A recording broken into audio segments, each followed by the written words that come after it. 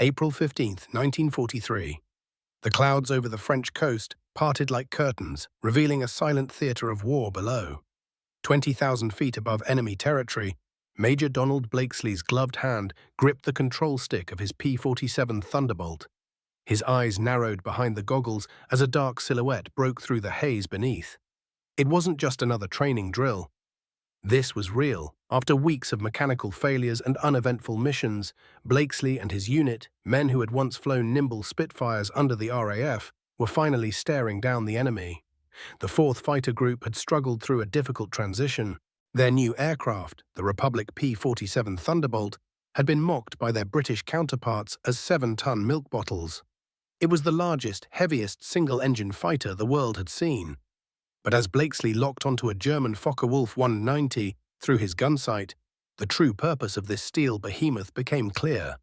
At 300 yards, he pressed the trigger. 8 50-caliber Browning machine guns roared to life, sending a storm of bullets, armor-piercing and incendiary, into the sky. Each second released more than 100 projectiles, forming a glowing stream that seemed more like a solid beam than a scatter of bullets. The German fighter didn't stand a chance. It exploded in mid-air, vanishing in a cloud of smoke and metal. It was the P-47's first aerial victory. This wasn't just another dogfight, it was a turning point. America's aviation philosophy had just been validated. While German engineers prioritized precision, weight reduction, and efficiency, the Americans had built a flying fortress capable of absorbing punishment and dishing out overwhelming firepower. And for the first time, the enemy saw what industrial abundance truly looked like in the sky. That victory didn't happen overnight. Just a month earlier, on March 10th, the P-47 had flown its first combat mission, a simple sweep over France. Radio malfunctions forced them to abort and replace their gear with British systems. The learning curve was steep. The Thunderbolt was twice as heavy as the Messerschmitts it would face, and its complex systems demanded a new approach to flying. But what it lacked in elegance, it made up for in brute strength. Back home, Republic Aviation's factory in Farmingdale, New York, was rolling out these monsters at breakneck speed, one every 4 hours. Alexander Kartveli, the P-47's Georgian-born designer, had envisioned something revolutionary. His idea wasn't about agility or dogfighting finesse. It was about dominance, through firepower, armor, and above all, production. Colonel Hubert Zemke of the 56th Fighter Group understood the assignment. His squadron arrived in England in January and would become the only unit to fly the P-47 exclusively through the end of the war. Their mission was clear: bring overwhelming power to the skies. And in Blakesley's hands, on that cold April day, the mission had begun. What happened in that moment, those few seconds of trigger time, marked more than a victory. It signaled the rise of a new combat doctrine. Not precision over minimalism, but abundance over scarcity. America wasn't just bringing new planes to the war, it was bringing a new kind of warfare, one forged in factories, delivered through the roar of synchronized Brownings, and etched forever in the skies over Europe. And as Major Blakesley banked his Thunderbolt back toward England, leaving smoke behind him and adrenaline in his veins, he might not have known that he had just rewritten the rules of air combat. But the men who faced him next would understand. They'd see the glowing lines in the sky and hear the thunder, and they would know. The game had changed. The days that followed Major Blakesley's victory confirmed what many in the Allied command had hoped for. The P-47 Thunderbolt was more than a heavy bird. It was a force multiplier. On April 17th, just 2 days after the first confirmed kill, the 4th Fighter Group was tasked with their first bomber escort mission. It didn't go perfectly. The limited range of early drop tanks forced the Thunderbolts to turn back earlier than planned, but the impact had already been made. German pilots, many veterans of the Battle of Britain, were stunned by the sheer volume of firepower the American fighters unleashed. Each P-47 carried 8 50-caliber machine guns, with 2,800 rounds on board. In practice, this meant over 100 rounds per second in a sustained burst, with every fifth round glowing as a tracer. To the Luftwaffe, it looked like they were flying into laser beams. The psychological toll was immediate. Even when no aircraft were hit, the barrage alone could send seasoned pilots diving for cover. Back at the Wlin Test Center in Germany, engineers pored over the remains of downed Thunderbolts. What they found disturbed them. Unlike the fragile precision machines they built at home, the American guns were brutally simple and shockingly effective. The Browning AM-2, designed back in 1933, had been mass-produced to such a degree that any part could be swapped between weapons without a single adjustment. That kind of standardization was unthinkable in German factories, where custom fitting and hand finishing was still the norm. The Luftwaffe had its own firepower, of course. The Focke-Wulf 190A5, Germany's frontline fighter, carried 2 machine guns and 2 20mm cannons. While each cannon shell packed more explosive power than a 50 cal bullet, their magazines only held 250 rounds per gun. That meant experienced German pilots flew into battle with barely 60 to 90 seconds of ammunition and were trained to fire in short, controlled bursts to conserve it. But conservation wasn't part of the American playbook. US pilots were taught to hold the trigger down and saturate the skies. They could afford to. Ammunition was shipped by the ton from America. A single group might have 500,000 components in reserve. By mid-1943, one large production facility in Missouri was making 1.6 billion components annually. That single location's output surpassed the combined total of all similar facilities in another region. In the field, the difference was remarkable. One group, already working at capacity, often operated with just a few days' worth of supplies. In contrast, the other side maintained 30-day reserves at their forward depots. They were highly active each day and used their resources as needed. When supplies ran low, new shipments arrived reliably by sea and rail. The engine of this major undertaking wasn't just in the air. It rumbled on assembly lines, moved through loading docks, and echoed in the great production halls. The Germans began adjusting their tactics. They had to. Traditional dogfighting techniques were suicidal against the Thunderbolt's wall of fire. The only way to survive was to dive, dodge, and pray. But even that was dangerous. Flying through a P-47's firing arc was like trying to walk through a waterfall of bullets. And so the psychological shift began. Luftwaffe pilots, once bold and confident, began calculating risk. Engagements were weighed carefully. Some chose not to engage at all. Because now every time they saw the stout profile of a Thunderbolt in the sky, they knew what was coming. It wasn't just a dogfight anymore. It was an industrial machine, a weaponized factory in flight, and it never ran out of bullets. By May of 1943, the tides in the air were shifting, not because of a breakthrough in German tactics or a dramatic increase in Luftwaffe numbers, but because the Americans had found their rhythm. The P-47 Thunderbolt was no longer just a curiosity in the skies. It was a proven predator. Every mission refined the strategy. American pilots were beginning to master the art of leveraging the P-47's strengths, its speed in a dive, its brutal firepower, and its near-mythic durability. The lessons came fast. Engage from altitude. Use the dive to your advantage.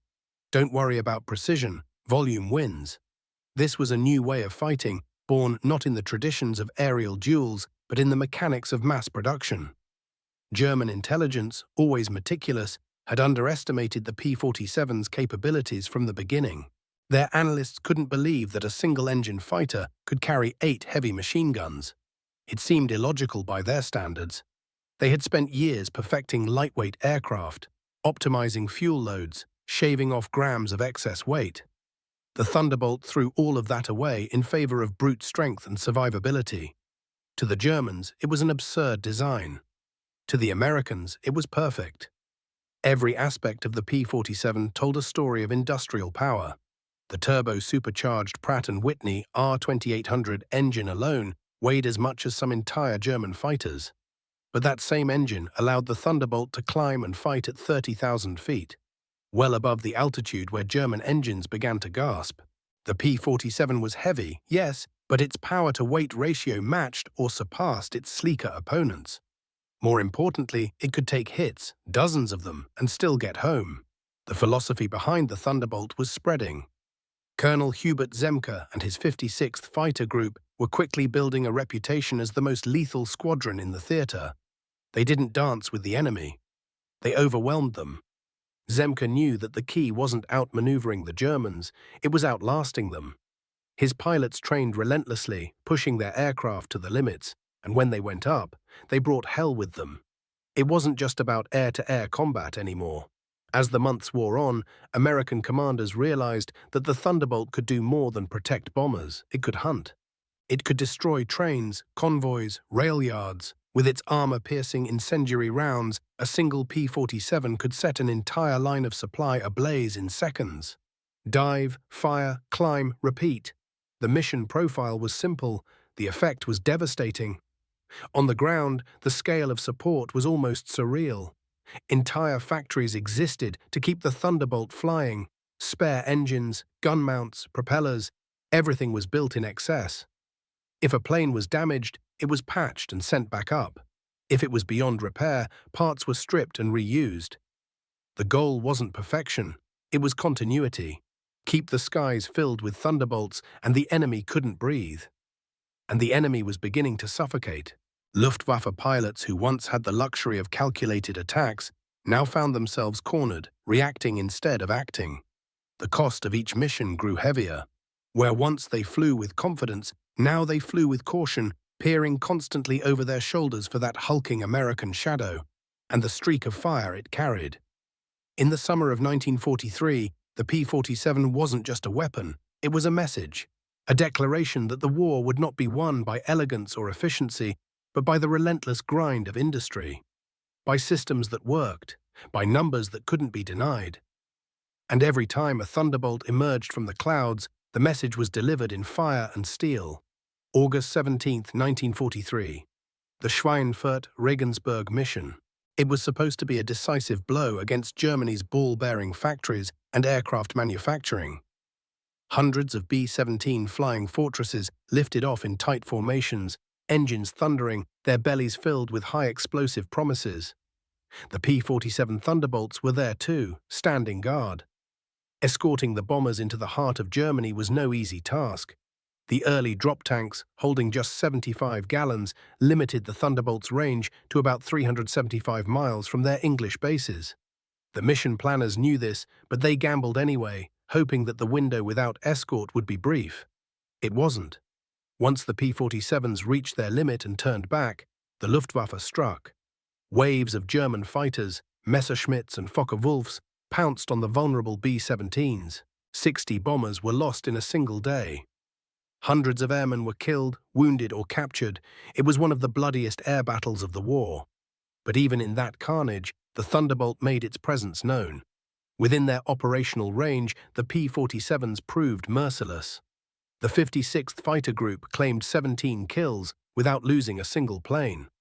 Their firepower turned the tide in localized fights, creating bubbles of air superiority where German fighters simply disintegrated. But the message was clear. Range mattered. No matter how strong the escort, if it couldn't stay with the bombers to the target and back, the cost would be unsustainable. The engineers got to work. Larger external fuel tanks, first 108 gallons, then 150, were developed and deployed within months. By October, Thunderbolts could stretch their wings to 425 miles. It wasn't enough to reach Berlin yet, but it was enough to force the Luftwaffe to adjust.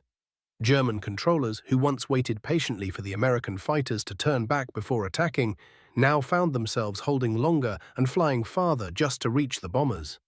Every mile the Thunderbolt could extend its reach, the safer the bombers became. Every fuel tank attached meant fewer Germans could take off and return without burning precious reserves. Germany's internal logistics were under pressure, and now their fighter units were being stretched thin, not just by combat losses, but by the very act of chasing American formations deeper into the continent. Behind all of this was the relentless American supply chain. Massive stockpiles of ammunition, fuel and spare parts were built up across forward airfields in England. Maintenance crews worked around the clock, cycling damaged planes through repairs with the efficiency of factory lines. A P-47 could be patched up, rearmed, and airborne again within hours. The Luftwaffe couldn't match it.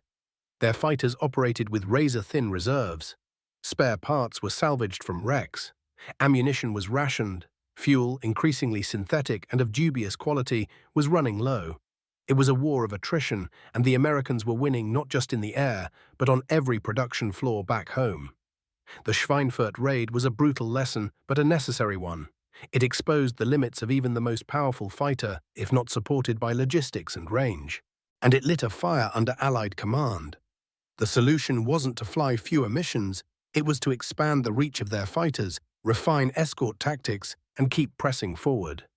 Because every time a P-47 turned back for lack of fuel, dozens of bombers paid the price.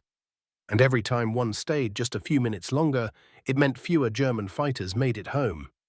The Thunderbolt had the guns, now it was racing to have the legs, and when it did, the skies over Germany would never be the same again. By October 1943, the P-47 Thunderbolt had evolved from an overbuilt oddity into a weapon of strategic consequence. With extended-range fuel tanks now commonplace, Thunderbolts were escorting bombers deeper into German-held territory, leaving less and less breathing room for the Luftwaffe. The hunters had become the hunted. The Germans tried to adapt. New tactics emphasized using the Focke-Wulf 190's superior roll rate and low-altitude agility. Instead of head-on attacks, pilots attempted slashing strikes from below, diving through formations before the Thunderbolts could react. But there was a catch. To reach the bombers, they still had to pass through the P-47's kill zone. And that zone was widening. With all 8 Browning machine guns converging at 250 yards, a Thunderbolt could saturate a small airspace with terrifying efficiency. It wasn't about precision shooting, it was about volume. A single 1-second burst delivered over 100 half-inch projectiles, more than enough to shred any aircraft that wandered into range. The Germans, trained to conserve ammo with quick, disciplined bursts, couldn't compete with the sheer output. The contrast was becoming more apparent with each dogfight. German pilots went up with barely a minute's worth of firing time. American pilots could hold the trigger down for 30, even 35 seconds. It didn't sound like much, but in a sky filled with flak, tracers, and screaming engines, that was an eternity. That was dominance. Forward airfields in England resembled small cities. Each P-47 group operated with an astonishing reserve, millions of rounds stockpiled, dozens of engines ready for swap-out, and crews trained to rebuild an aircraft overnight. The Luftwaffe, by contrast, was cannibalizing wrecks just to keep squadrons airworthy. Their logistics had buckled under the weight of Allied bombing. Fuel depots burned, rail lines were twisted heaps of metal. Replacement parts trickled in, if at all. The psychological toll grew heavier by the day. German pilots who once chased bombers with confidence now feared the moment the Thunderbolts appeared. They had seen what happened to their comrades: engines torn apart mid-air, wings shorn off in bursts of fire, and parachutes that didn't always open in time. The P-47 didn't just kill aircraft, it erased the margin for error. Colonel Hubert Zemke understood this and leaned into it. He revised engagement protocols to maximize firepower. Instead of tight formations, he ordered wide overlapping coverage, what he called the fan. Each squadron swept across the skies, their fields of fire merging into a net no enemy fighter could pass through unscathed. His men didn't chase kills, they denied space. October 14, 1943, became known as Black Thursday. Another bombing raid on Schweinfurt. P-47s escorted the bombers to their limits, shooting down 21 enemy fighters. But once they turned back, the bombers were ravaged again. The lesson was clear: air superiority wasn't enough. What was needed was air dominance, across the entire route, all the way to the target and back. Still, the Luftwaffe was beginning to crack. Even the most skilled pilots couldn't outmaneuver the math. A squadron of 12 German fighters might carry 7,000 rounds total. A single P-47 squadron with 16 aircraft carried over 44,000 rounds of heavy ammunition. And they weren't flying in fear. They were flying in waves, with replacements always waiting back at base. The sky was no longer a dueling ground, it was a killing field shaped by supply chains, factories, trees, and relentless training. The Thunderbolt wasn't just a plane, it was the physical manifestation of American industry, and it was rewriting the very nature of aerial warfare. As autumn gave way to winter in 1943, the mission of the P-47 Thunderbolt began to shift. Escorting bombers had proven critical, but the Thunderbolt's true strength lay not just in protecting formations, but in destroying everything that moved beneath them. The Army Air Forces quickly expanded the P-47's role to include ground attack. With its heavy armor, rugged airframe, and massive firepower, The Thunderbolt was the perfect tool to tear apart Germany's transportation network. What began as a fighter was becoming a flying artillery piece. Pilots learned new tactics, 30-degree dives on rail lines, opening fire at 1,000 yards, and walking their rudders to scatter bullets across the target. A single 10-second pass could rip through an entire train. Boilers exploded, freight cars ignited, vehicles were flipped and shredded by waves of armor-piercing incendiary rounds. The P-47 didn't just hit targets, it erased them. By the end of 1943, the effect was devastating. German commanders began issuing standing orders to avoid rail movement during daylight hours. Locomotives were hidden in tunnels or camouflaged under trees. But it didn't matter. The Thunderbolts were relentless. If something moved, it burned. Meanwhile, the Luftwaffe's ability to respond continued to erode. The loss of experienced pilots was only part of the problem. The deeper issue was training. While American pilots entered combat with over 400 hours of flight time, including extensive gunnery drills, German trainees were being rushed into battle with barely 100 hours in the cockpit. Some had never even fired their weapons in flight before facing the Americans. The result was tragic and predictable. Inexperienced German pilots flying outgunned and under-maintained aircraft were being slaughtered in the skies. They faced Thunderbolt pilots who had fired more ammunition in training than most Germans would fire in their entire combat careers. It wasn't a fair fight. It was industrial warfare applied to the air. One name began to stand out among the Americans: Lieutenant Colonel Francis "Gabby" Gabreski, a Polish-American with an instinct for aerial combat. Gabreski would go on to become the top P-47 ace in the European theater. When asked how he managed so many kills, his answer was simple. "We didn't need to be better shots. We needed to put our sight on them and hold the trigger down. 850s did the rest." His sentiment reflected the broader American philosophy: reliability over finesse, overwhelming force over subtlety. The Browning machine guns, refined for mass production, rarely jammed. The ammunition belts were perfectly engineered to feed continuously, allowing for long, uninterrupted streams of fire. German guns, often using drum magazines or complex feed systems, simply couldn't match that consistency, especially in the freezing altitudes where so many battles took place. Thunderbolts dominated not because they danced through the sky like acrobats, but because they didn't have to. They soared high, dropped down fast, and brought with them the kind of violence that left nothing behind. Bridges, trains, convoys, airfields, everything was fair game. And the Germans, stretched thin and battered from all sides, were running out of ways to fight back. The winter of 1943 marked a turning point. Not a single moment or battle, but a creeping realization across the German military. The skies no longer belonged to them. Every sunrise brought with it the low hum of distant engines. Every convoy looked upward in fear. And every burst of tracers from a diving Thunderbolt wasn't just a threat, it was the sound of a war being lost from above. By early 1944, the P-47 Thunderbolt had become more than a fighter. It was a symbol of American resolve, of industrial might, and of a war machine that was only gaining speed. The aircraft itself had evolved too. New variants like the P-47D-25 featured bubble canopies for better visibility, paddle blade propellers for improved performance, and racks for rockets beneath the wings. The Thunderbolt was no longer just a gunship, it was an all-purpose tool of destruction. With its new configuration, the P-47 could carry 3,400 rounds, 425 per gun. It could also deliver rockets, bombs, and strafing fire with surgical or sweeping devastation. In the skies above Europe, it was becoming harder to find a battlefield untouched by its influence. And then came June 6, 1944, D-Day. The scale of the invasion was unprecedented. As thousands of Allied troops stormed the beaches of Normandy, the skies above them roared with the presence of American air power. The P-47 Thunderbolts flew 2,398 sorties on that single day. They claimed 84 enemy aircraft in the air and another 89 on the ground. But the true impact lay not in the number of kills, but in the paralysis they imposed. German ground movement came to a grinding halt. Roads were ambush corridors, rail lines were smoking ruins. The Luftwaffe, once feared across Europe, managed just 319 sorties over Normandy that day.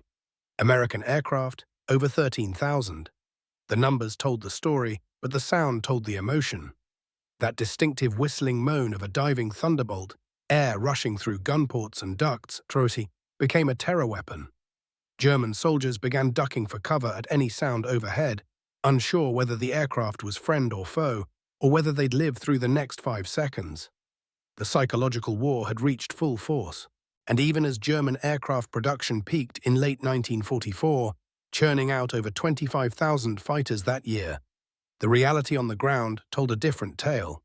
Fuel shortages meant many of those planes never even left the ground.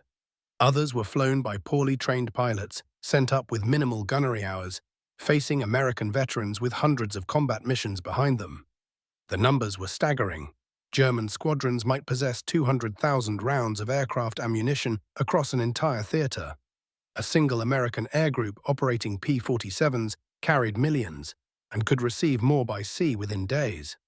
Where the Germans calculated risk with every sortie, American pilots flew multiple missions a day, refueled, rearmed, and rotated out for rest. The Luftwaffe flew until it broke. Thunderbolt pilots didn't just carry guns. They carried the full weight of an industrial empire, factories operating day and night, supply lines stretching across oceans, rail yards loaded with crates of ammunition, engines, oil, and spare parts. And those parts were not scarce. If a P-47 returned riddled with holes, it could be flying again the next day. If a German fighter was hit, it was often stripped for parts, its airframe abandoned. This difference wasn't just mechanical, it was mental. American pilots had confidence. They flew knowing they had support, fuel, firepower, and time. German pilots flew knowing that every gallon burned might not be replaced, that every bullet fired was one less in the depot, and that their days were measured not in victories, but in narrow survival. The Thunderbolt had become more than a tool of war. It was a declaration that America had committed its full industrial and human force to the fight. And every time it screamed out of the sky, guns blazing, it announced that the balance of power in Europe had irreversibly shifted. By the closing months of 1944, the transformation of air combat was complete. The Luftwaffe, once a dominant force, was now a shadow of its former self. Their jet-powered Messerschmitt Me-T-62s were marvels of technology, yes, but they were few, fragile, and often ineffective against fighters like the P-47. Speed alone could not overcome the limits of ammunition, training, and strategic depth. The Thunderbolt still ruled the skies. One of the clearest signs of the shift was found not in the air, but in the supply depots. While German fighters like the FW-190A8 had once carried 4 cannons and machine guns, by late 1944, many were flying with only 2 cannons. Ammunition was simply too scarce. Every round counted. Every engagement was a calculation in conservation. And in that kind of fight, the Americans held every advantage. The P-47N, developed for the Pacific Theater, was perhaps the most radical evolution of the Thunderbolt. It carried 550 gallons of internal fuel, more than some German bombers. It was a single-seat fighter, yet it could fly farther, hit harder, and carry more ordnance than most aircraft of its class anywhere in the world. It symbolized what American engineering could achieve when given time, space, and resources. The numbers by now were breathtaking. Republic Aviation's factories, massive complexes in Farmingdale, New York, and Evansville, Indiana, covered over 1 million square feet. By the end of the war, over 15,600 P-47s had been built. At peak, production reached over 400 aircraft per month. Each one rolled off the line with 8 fully equipped guns and thousands of rounds of ammunition. In comparison, total FW-190 fighter variant production throughout the war hovered around 13,000. German assembly plants were constantly bombed, their workers exhausted, their output inconsistent. While American workers, many of them women, built aircraft with standardized tools in climate-controlled conditions, Germany relied increasingly on forced labor in deteriorating factories. Sabotage, low morale, and shortages plagued their production. The Lake City Army ammunition plant in Missouri alone was producing 1.6 billion rounds of .50 caliber ammunition annually. And that was just one facility. The total US output of 50 cal rounds during the war exceeded 10 billion. Germany's total aircraft ammunition production across all calibers during the war, barely 4 billion. And the quality control couldn't have been more different. American rounds underwent rigorous inspection. If a bullet varied more than 1/1000th of an inch, it was rejected. German rounds, made from inferior metals and often by undertrained labor, frequently misfired. That meant in combat, a German pilot might pull the trigger and hear silence. An American pilot, by contrast, heard thunder every time. The Thunderbolt's durability continued to astound both friend and foe. Colonel Robert S. Johnson of the 56th Fighter Group once limped back to base in a P-47 that had absorbed over 200 hits. The aircraft's fuselage was riddled, the canopy was shattered, control surfaces were damaged. But the engine kept running. The Thunderbolt brought him home. That wasn't an exception, it was the rule. The design that had once been mocked as a flying tank had proven that sometimes weight and strength were exactly what a pilot needed. The Germans learned this lesson too late. Their own planes, optimized for agility and precision, crumpled under sustained fire. And as the Allied bombing intensified, those same lightweight fighters could no longer even reach the skies in meaningful numbers. The war was shifting irrevocably. From the skies to the factories, from dogfights to supply lines, from precision to production. And at the heart of it all flew the P-47, unapologetically massive, thunderously loud, and relentlessly effective. It wasn't just winning battles, it was redefining how wars were fought and won in the modern age. The deeper historians and commanders looked into the war effort, the more the numbers told a story that words could barely contain. The United States hadn't simply built a fighter, it had built an airborne engine of war that fused firepower, durability, and mass production into one unstoppable force. The statistics were staggering. The US Strategic Bombing Survey would later reveal that P-47s destroyed nearly 4,000 enemy aircraft in aerial combat, over 3,200 on the ground, and obliterated tens of thousands of trains, vehicles, and armored targets. These weren't inflated figures, they were the measurable outcome of a doctrine that favored industrial quantity and reliable delivery over boutique engineering. P-47 squadrons systematically dismantled Germany's transportation infrastructure. Rail yards were cratered, bridges collapsed under explosive barrages, entire armored columns were turned to smoking wreckage before they ever reached the front lines. German units began to avoid daylight movement altogether, not because of fear, but because of certainty. Certainty that if they moved, they'd be spotted, strafed, and annihilated. The Luftwaffe's inability to counter these attacks meant the American airmen had achieved something rarely seen in warfare: total air impunity. Thunderbolts flew low and fast, laying waste to supply chains without serious resistance. German anti-aircraft batteries, though deadly, couldn't be everywhere. And with the P-47's tough construction and the skill of its pilots, even damaged aircraft often returned safely. The human element cannot be ignored. American pilots, trained extensively and rotated home after fixed combat tours, flew with confidence. They knew that if they survived their 25 or later 35 missions, they'd go home to train the next wave. German pilots, in contrast, flew until they were killed, wounded, or captured. There was no limit. No break. The Luftwaffe began bleeding out its experience faster than it could replace it. By late 1944, most German pilots in the air were fresh, inadequately trained, and flying machines maintained by crews scrambling for spare parts. American P-47 groups maintained 85% serviceability on average. German units struggled to keep even half their aircraft operational. The disparity only widened with time, but it wasn't just about who had more, it was about how they used it. American training emphasized system-wide learning. Every combat experience was studied, every tactic refined. Pilots were not just brave, they were prepared. Instructors brought real lessons from the front lines back to the training bases. The evolution was constant. Technological upgrades followed suit. The K-14 gyroscopic gun sight, introduced in late 1944, allowed pilots to aim by framing their target. The system did the complex math of deflection and lead. German aircraft, by contrast, still relied on traditional reflector sights, requiring guesswork and manual adjustment in high-speed, high-altitude dogfights. Even the P-47's gun systems had advantages in harsh conditions. Special heating systems prevented the guns from freezing at altitude, ensuring reliable function at 60 degrees.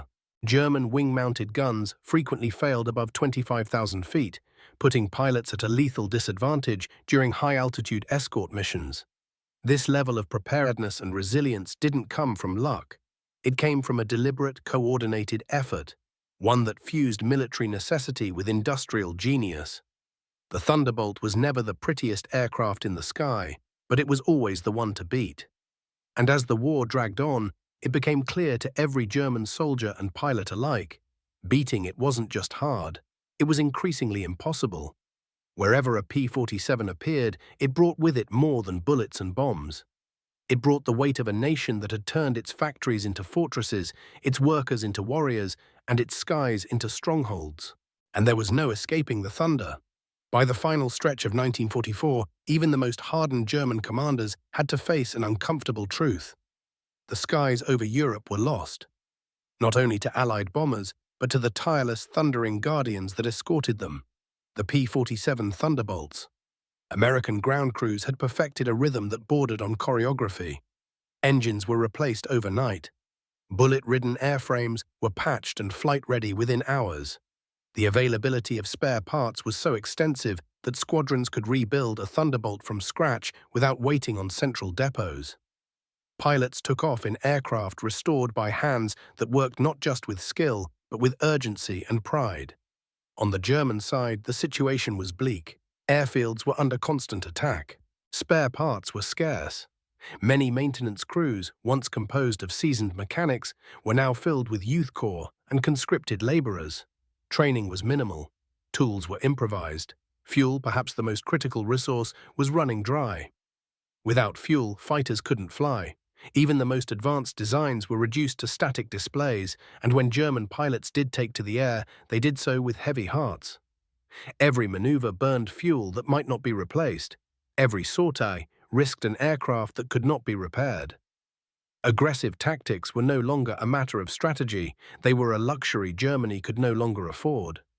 American pilots, in contrast, flew like they were born to it. They took risks. They pressed advantages. They climbed high and dove fast, knowing that fuel and firepower were never in question. This confidence, rooted in abundance, became its own kind of weapon. It made them bolder, sharper, deadlier. The fuel equation alone spoke volumes. German fighters were often allotted 30 to 50 gallons per mission, barely enough for a round trip, let alone a drawn-out engagement. P-47s carried 370 gallons internally, with external drop tanks expanding their reach even farther. It was a difference not just in capacity, but in mindset. Americans planned for endurance, Germans hoped for survival. This disparity shaped every tactical decision. German fighters could not afford prolonged dogfights. They had to strike fast and escape, praying their calculations were correct. But Thunderbolts, with their massive fuel reserves, could wait. They could chase. They could circle until their enemies exhausted both options and fuel. Even the weapons themselves revealed the growing gap. The Me-262 jet fighter, the supposed wonder weapon of the Reich, was fast, but its 4 30mm cannons carried just 80 to 100 rounds each. It was built to destroy bombers, not engage agile escorts. Against a Thunderbolt, it lacked staying power, and once its brief ammunition load was spent, it was defenseless. The Germans continued to innovate. New variants of the FW-190 carried more guns, heavier armor, but every addition came at a cost: speed, range, maneuverability. Meanwhile, the P-47, already a flying brick by traditional standards, absorbed these upgrades with ease. Rockets, bombs, drop tanks, it handled them all without sacrificing its role as a fighter. The skies were not only louder with the roar of thunderbolts, they were brighter. Fields of tracer fire lit up the heavens. Germans began to describe them as walls of light, impossible to pass through without being torn apart. It wasn't just air superiority anymore. It was air dominance, unquestioned, unmatched. And as the American war machine continued to ramp up, producing more aircraft, more bullets, more trained pilots, The Luftwaffe found itself overwhelmed not just by firepower, but by scale. They weren't just losing a battle, they were losing the very concept of control. The sound of 8 synchronized Brownings had become more than thunder. It had become the voice of inevitability, a voice that said, loud and clear, "The skies no longer belong to you." As 1945 dawned over a war-torn Europe, the P-47 Thunderbolt had firmly entrenched itself as one of the most defining weapons of the Allied arsenal. Its role extended far beyond escort and interdiction. It was now the spearhead of a campaign to paralyze the German war machine at its core. Logistics, movement, and morale. With the Luftwaffe crippled and fewer German fighters taking to the skies, Thunderbolts turned their fury downward. Roads, rail lines, factories, and supply convoys became prime targets. The ground crews knew what to expect each morning. Rows of P-47s roaring off the tarmac, loaded with bombs, rockets, and nearly 3,500 rounds of 50 caliber firepower. They didn't fly to duel, they flew to destroy. The scale of destruction became unprecedented. P-47s wiped out 9,000 locomotives, 86,000 rail cars, and over 68,000 vehicles throughout the campaign. German forces began abandoning equipment just to avoid being seen. Movement during daylight hours became a gamble with death. Soldiers described the fear not of the enemy in front of them, but of the whistling sound overhead. That dreadful moan meant the Thunderbolts were diving. This fear was no illusion. A standard attack profile saw P-47s diving at 30 degrees, unleashing up to 1,000 rounds in under 10 seconds. With rudder pedals rocked side to side, their bullets sprayed wide across targets, ensuring even a missed aim resulted in devastation. A single pass could level a convoy or obliterate an entire train. Multiple passes were rarely needed, and unlike the desperate, under-resourced attacks of the Luftwaffe, these missions were executed with calculated precision and near-endless support. American depots were brimming with replacement parts, engines, weapons. If a Thunderbolt took damage, it didn't mean downtime. It meant a quick turnaround. If a mission called for extra rockets or fuel tanks, they were installed by nightfall. Meanwhile, German forces were digging deeper into their own graves. Fuel was nearly exhausted. Cannibalization became standard maintenance. Many pilots now flew with guns that hadn't been test-fired, uncertain if they would even function in combat. The Luftwaffe's serviceability rate dropped below 50%. For every American pilot enjoying a well-earned rotation stateside, a German pilot faced the grim certainty of a final mission. Ground crews told similar stories. In the US, mechanics received months of technical schooling. In Germany, the ranks were being filled by teenagers and foreign laborers with minimal training. American crew chiefs were problem solvers, trained to rebuild entire aircraft overnight. Their German counterparts were just trying to keep engines from freezing. Technological superiority played a role, but it was the system that made it unstoppable. American logistics functioned like a living organism, fluid, fast, and responsive. Factories communicated with frontline units. Tactical lessons turned into production changes within weeks. If a problem emerged in the field, a solution followed. While Germany had genius engineers and brave pilots, they lacked time and resources. Innovation was not enough when the skies were flooded with fighters carrying more ammunition than entire Luftwaffe units could muster. Precision gave way to pressure, talent gave way to tide. And as American pilots soared across France, Belgium, and into Germany itself, they understood the new rhythm of the war. The enemy was no longer a plane in the sky, it was the infrastructure below. Rail junctions, supply columns, fuel depots, and every time a P-47 leveled its wings and dropped into a dive, another link in Germany's war machine was severed. The Thunderbolt wasn't a surgical weapon. It was a blunt instrument forged from steel and sweat, swung with purpose by a nation that had turned its industry into an extension of its will. It didn't just hit targets, it made the enemy bleed resources, confidence, and hope. In the final months of World War II, the P-47 Thunderbolt had become more than just a machine of war. It had become the embodiment of American industrial might.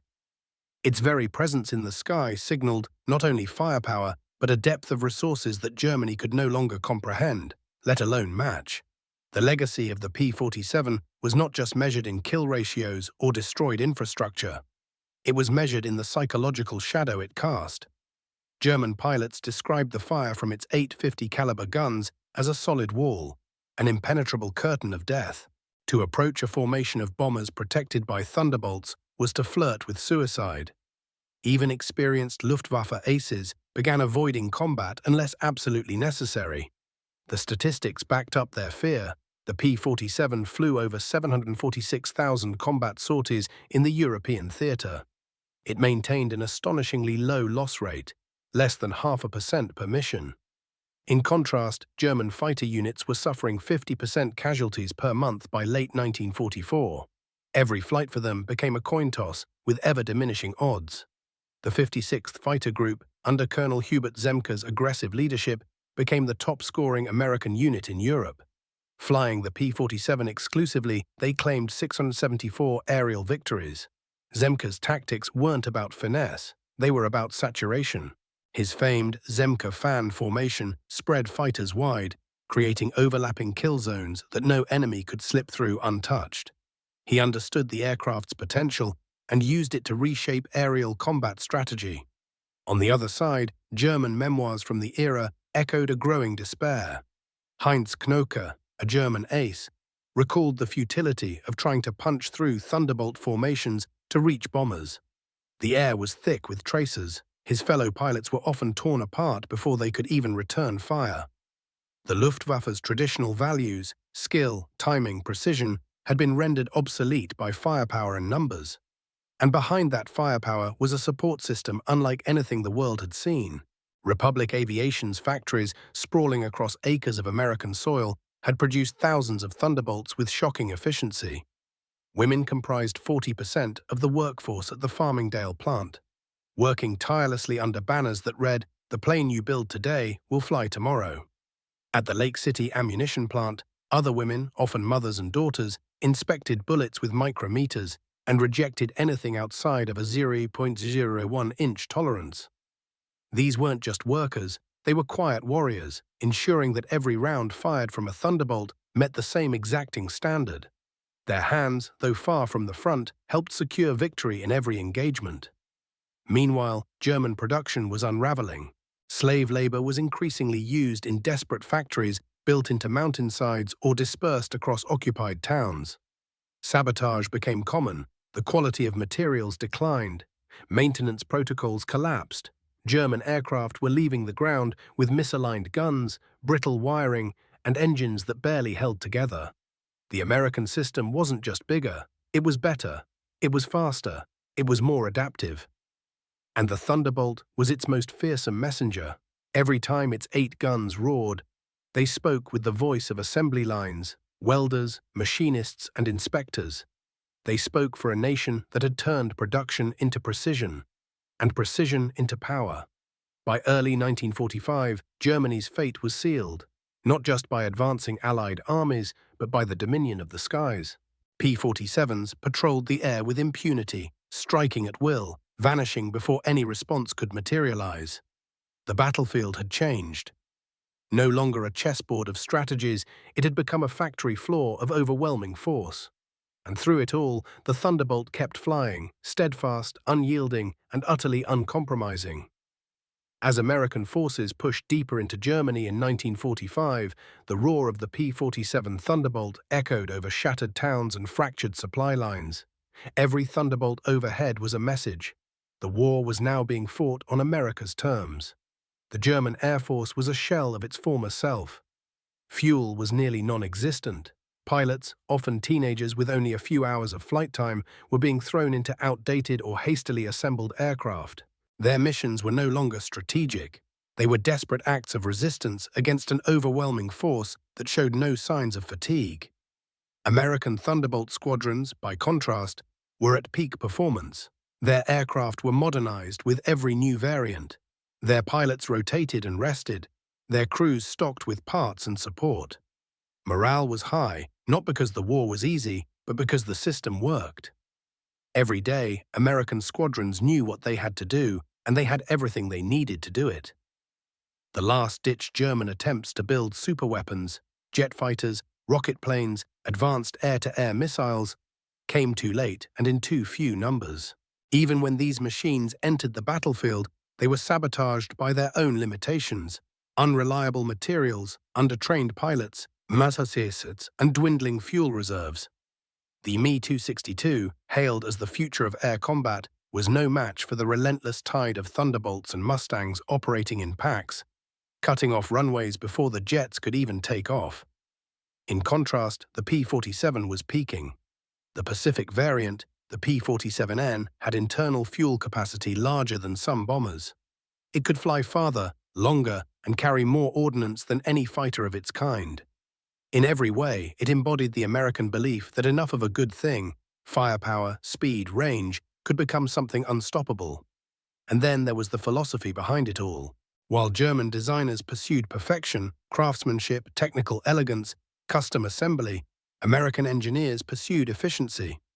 The Thunderbolt wasn't built to be perfect, it was built to work. And work it did, across 2 continents and thousands of missions, from high-altitude dogfights to low-level strafing runs. Everything about the P-47 told the same story: industrial muscle triumphing over scarcity. Its ammunition, millions of rounds shipped monthly, came from factories that never stopped. Its engines, robust, consistent, powerful, could be replaced in hours. Its guns, reliable under ice and fire alike, never needed finesse to be effective. Even in its final months, the P-47 remained indispensable. Bombers depended on them. Infantry units cheered at their arrival. Enemy convoys scattered when they heard the whistle of a Thunderbolt's dive. There was no corner of the war zone where the Thunderbolt hadn't left its mark. And perhaps most telling of all, when West Germany rebuilt its air force in the 1950s, it didn't turn inward to reclaim its pre-war legacy. It turned to the United States. German pilots trained on American aircraft. They fired American ammunition. They studied American tactics. In every sense, the former masters of the air had become the students. That shift wasn't just strategic, it was philosophical. The old ideas of war, of limited duels, elegant machines, and outnumbered victories had been replaced by a new reality. Wars were now won by systems, by integration, by scale, and the P-47 had led the way into that new world, its 8 guns blazing a path not just through enemy formations, but through outdated doctrines. With every mission flown, every convoy destroyed, and every target eliminated, the P-47 had proven a simple truth. Strength isn't just about the machine, it's about what's behind it: the people, the factories, the will to finish the job. In the twilight of the war, as Allied forces converged on Berlin and the German Reich unraveled from within, the P-47 Thunderbolt remained an unrelenting presence in the skies. Its thunder was now familiar across the continent, a sound that meant death to convoys, panic to rail lines, and hope to the men on the ground wearing American uniforms. Even as victory became inevitable, the Thunderbolts didn't rest. Their missions became more surgical, more focused. They targeted what remained of Germany's industrial spine: fuel depots, weapons plants, and troop reinforcements. Entire towns would pause in fear at the sound of approaching engines. Civilians and soldiers alike had learned that when the Thunderbolt came, it came with finality. Behind the lines, the massive American logistical machine kept moving, undeterred. Republic Aviation's plants continued to produce aircraft at record pace, even when it was clear the war was nearing its end. The message was clear: the US would not slow down until victory was complete. If another year of fighting was required, they would double their output again. On the ground, American soldiers often looked up in awe as formations of P-47s passed overhead. It wasn't just air support, it was a reminder that they weren't alone. Those low-flying strafing runs, those bombs precisely dropped on enemy artillery positions, those sudden appearances of fighter bombers during tight battles, they changed outcomes, saved lives, and turned retreats into advances. The German military, fractured and desperate, resorted to scattered resistance. Some units surrendered outright. Others tried to regroup in forests and mountain passes, but the skies offered no sanctuary. The Thunderbolt's range, speed, and firepower ensured that nowhere was truly safe. German officers wrote in their final dispatches of their helplessness against American air power, of attacks that came before breakfast, again at lunch, and once more before dusk. And when peace finally came, when the guns fell silent and the smoke cleared, the P-47 had earned a place in history not only as a fighter, but as a symbol of an era where production lines mattered as much as front lines, where skilled labor back home made as much impact as steel in the sky, where winning a war wasn't just about bravery, it was about systems, scale, and sustainability. From the dusty workshops in Missouri to the runways of southern England, from the cold skies over France to the burning roads of Germany, the P-47 Thunderbolt carried with it the weight of a nation's promise. A promise that it would do whatever it took to end the war. And it delivered on that promise with every round fired, every mission flown, every tank destroyed, and every train derailed. Even as the Mustang P-51 rose to prominence with its longer range and sleeker design, it never eclipsed what the Thunderbolt had achieved. The P-47 had paved the way. It had held the line when the enemy was strongest. It had bought the time, broken the back of the Luftwaffe, and turned the tide of a war not just through speed or agility, but through unyielding firepower and unmatched resolve. The P-47 didn't just change battles, it changed how battles were fought. Its legacy would echo not only through post-war aviation, but through every doctrine that valued scale, integration, and resilience. It wasn't perfection, but it was enough, and in war, enough delivered again and again is what wins. The thunder was fading now, but its impact would resonate for generations to come. The war ended not with a bang in the sky, but with silence on the ground. When the guns fell quiet and the last sortie was flown, the P-47 Thunderbolt had written its name not just into military history, but into the story of how a nation's will can be turned into steel, fire, and flight. Its 8 Browning machine guns were never just weapons. They were the end product of millions of hands working in unison. Engineers, machinists, assembly workers, supply clerks, fuel drivers. Every time a pilot squeezed the trigger, he wasn't acting alone.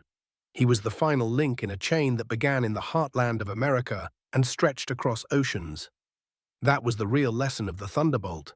Not that it was the fastest, or the prettiest, or even the most elegant in combat, but that it was the right weapon for the moment. A moment that demanded not only force, but endurance. Not only skill, but overwhelming reliability. It was a weapon built on the idea that good enough, multiplied by thousands, beats perfect every time. In its wake, modern air combat was reborn. Rotary cannons, high-volume weapons, mass-standardized systems. They all trace their lineage back to the ideas forged in the smoke trails of the P-47. Even today, when modern jets scream overhead, their doctrine echoes what the Thunderbolt proved. That power delivered often, accurately, and in quantity is unbeatable. But beyond doctrine and statistics, there was something else the P-47 left behind. A lesson in what happens when a democratic nation channels its full industrial potential toward a singular cause. America didn't win the air war because of better pilots or luck. It won because it built systems that worked and scaled them beyond what its enemies could imagine. And for the Germans, that realization came too late. By the time they understood the significance of the 8 guns blazing from the wings of a Thunderbolt, they were already retreating. Theirs had been a war of constraints. America's was a war of capacity. In that mismatch, the outcome had been sealed before the first bullet flew. As the surviving pilots returned home, men like Gabby Gabreski and Robert Johnson, they brought with them stories of dogfights and near misses, of brotherhood and bravery. But above all, they carried with them the pride of knowing they flew a machine that represented more than air power. It represented what America could do when it stood united. Today, you can find Thunderbolts in museums on static display, their fuselages polished and wings spread wide. They are no longer instruments of war. They are monuments to what was achieved and reminders of what it took. The roar of their engines may be gone, but their legacy is written into every modern conflict, every combat doctrine, and every industrial playbook on how to fight and win a war of endurance. In the end, the P-47 Thunderbolt taught the world that firepower backed by industry can change the course of history. And that sometimes victory comes not from the sleekest design, but from the loudest voice, the heaviest wings, and the will to never stop flying forward. If this story resonated with you, take a moment to like the video, subscribe to the channel, and share your thoughts in the comments below. What does the legacy of the Thunderbolt mean to you? We'd love to hear your reflections. Until next time, keep your eyes on the sky and remember the sound of victory.